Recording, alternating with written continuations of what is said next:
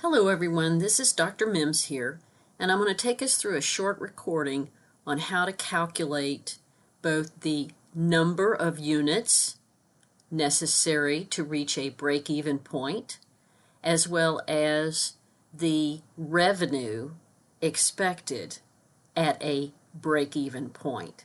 So in our textbook, it takes you through the formula, but I thought I would borrow something here from Professor Gigi's textbook on marketing metrics, because this is a very easy, simple case to kind of step through. It's a company called Widgets Inc. And I've got our input section set up here in a spreadsheet and an output section set up in a spreadsheet. So I've got everything lined up ready for us to just type in, because we're really not having to do the math. Excel is doing the math for us. So let's read our case. Let's assume that Widgets Inc. sells each widget at a unit selling price of $15. Okay, so widgets unit selling price is $15. Okay, so let's make sure we format stuff like that as a dollar sign. Okay, and then each widget costs in materials and labor $10 to make.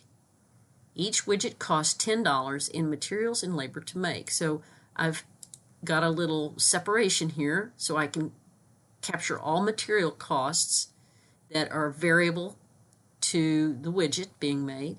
And it says in the case it's $10 per widget. Okay? So once again, I'm going to format that to a dollar sign.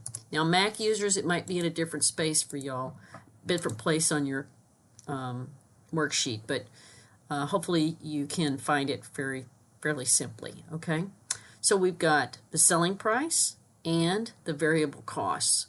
All other expenses are $30,000. So now we're going to put $30,000, and they don't really tell us what that is. They just give us a number of $30,000. Okay, so let's calculate first. The unit variable cost is obviously the $10 per widget, right? Now we're going to calculate what the case is saying here. The company gets a contribution of $5 from each widget sold. Well, how do we know that? Well, we're going to take the selling price and we're going to subtract the unit variable cost. Now the reason I put unit variable cost down here under outputs is because what if I had a whole list? What if we had materials of $2, labor of $8? Then I might have different lines just giving me more details. That's one of the things you might want to get in the habit of doing, is making sure that you have the ability to identify in your spreadsheet all the costs associated with the unit versus all other costs. Okay, so looks like we've got this information correct. That dollar contribution for each widget sold is $5. Now, we also want to start get used to something called the percentage contribution. Okay, so the percentage contribution is $5 contribution divided by the selling price. So that's going to be a percentage. So we can see that 33% is the percent contribution that this $5 per unit is generating. And look, I'm reading the case here. So the widget produces contribution of 33.33 cents. It's actually giving us 33 cents per dollar of sale. Now let's think about that. Why does the case tell us that? Another way marketers like to talk about things is like, well, it's 10 cents on the dollar, right? Or that's 33 cents on the dollar. Every dollar we sell, we're making 33 cents, is essentially what we're saying when we express things in percentages. Okay? That should be something very simple to recall. Every dollar sale generates 33 cents in contribution. Okay? All right. So we've got that information here in the case. The widget's producing 33 cents for every dollar of sale. And you notice if we were to take 33% and multiply it times the unit selling price of $15, we would back up into our $5 contribution.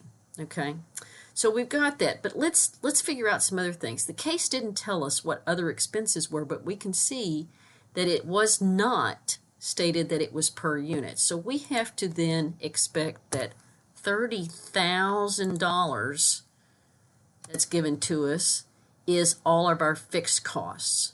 All right. Now, if you look at the textbook's going to give you a formula.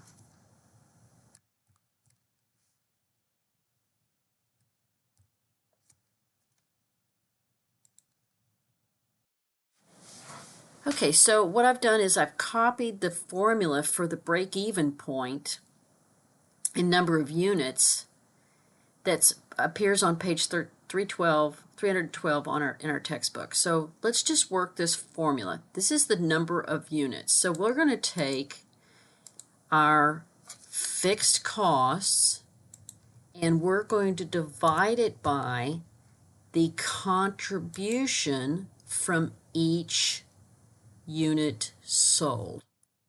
Now what is that going to give us? That is going to give us the number of units we need to sell to break even. The break even point is associated with covering all fixed costs and all variable costs. Well, Dr. Mims, how do you know it covered all variable costs? Well, I know it covered all variable costs because I only make this $5 in contribution margin when I sell a widget and it's what's left over from paying for the variable expense of that material and labor associated with each unit sold.